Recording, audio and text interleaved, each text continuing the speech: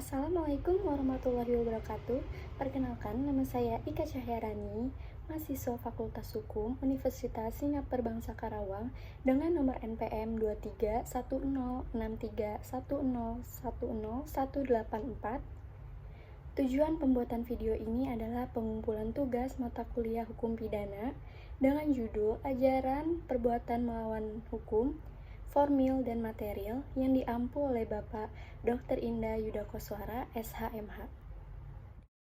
Salah satu unsur utama tindak pidana yang bersifat objektif adalah perbuatan melawan hukum. Hal ini dikaitkan pada asas legalitas yang tersirat pada pasal 1 ayat 1 KUHP. Sebelumnya, apa sih itu perbuatan melawan hukum? Perbuatan melawan hukum tidak hanya sebagai perbuatan yang bertentangan dengan peraturan tertulis. Perbuatan melawan hukum adalah perbuatan yang melanggar undang-undang, perbuatan yang dilakukan di luar kekuasaan atau kewenangannya, serta perbuatan yang melanggar asas-asas umum dalam lapangan hukum. Berdasarkan paham-paham sifat melawan hukum, doktrin membedakan perbuatan melawan hukum atas yang pertama, perbuatan melawan hukum formil, yaitu suatu perbuatan melawan hukum apabila perbuatan tersebut sudah diatur dalam undang-undang, jadi sandarannya adalah hukum tertulis. Yang kedua, perbuatan melawan hukum material, yaitu terdapat mungkin suatu perbuatan melawan hukum walaupun belum diatur dalam undang-undang. Sandarannya adalah asas umum yang terdapat di lapangan hukum.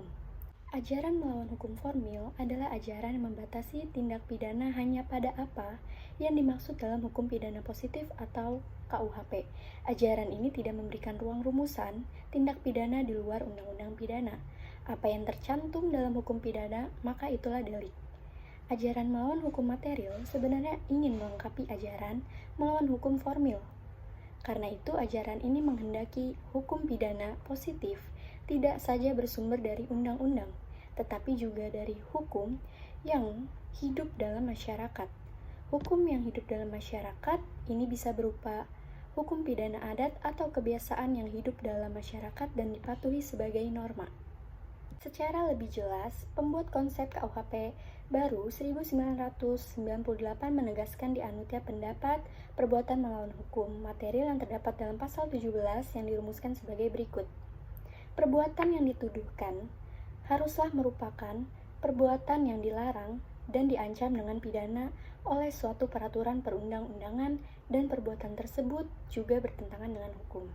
Penegasan ini dilanjutkan dalam pasal 18, yaitu setiap tindak pidana selalu bertentangan dengan peraturan perundang-undangan atau bertentangan dengan hukum, kecuali terdapat ada alasan pembenar.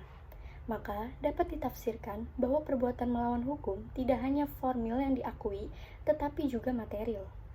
Ini tidak lain untuk menampung hukum adat yang sampai saat ini di berbagai daerah masih tetap berlaku dan kebanyakan tidak tertulis. Dari sini, terlihat adanya asas keseimbangan antara patokan formil atau kepastian hukum dan patokan material atau nilai keadilan, di mana dalam kejadian konkret kedua-duanya saling mendesak.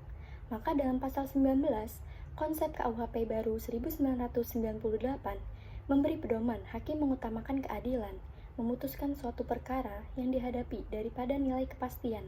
Konsep legalitas material dalam KUHP yang berlaku sekarang tidak dikenal.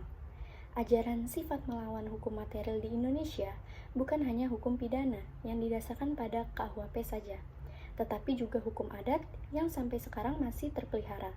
Jika hal ajaran sifat melawan hukum material tidak ditampung dalam suatu perundang-undangan atau jurisprudensi, maka dikhawatirkan hukum pidana adat akan mengalami kematian. Sekian dari saya, terima kasih. Wassalamualaikum warahmatullahi wabarakatuh.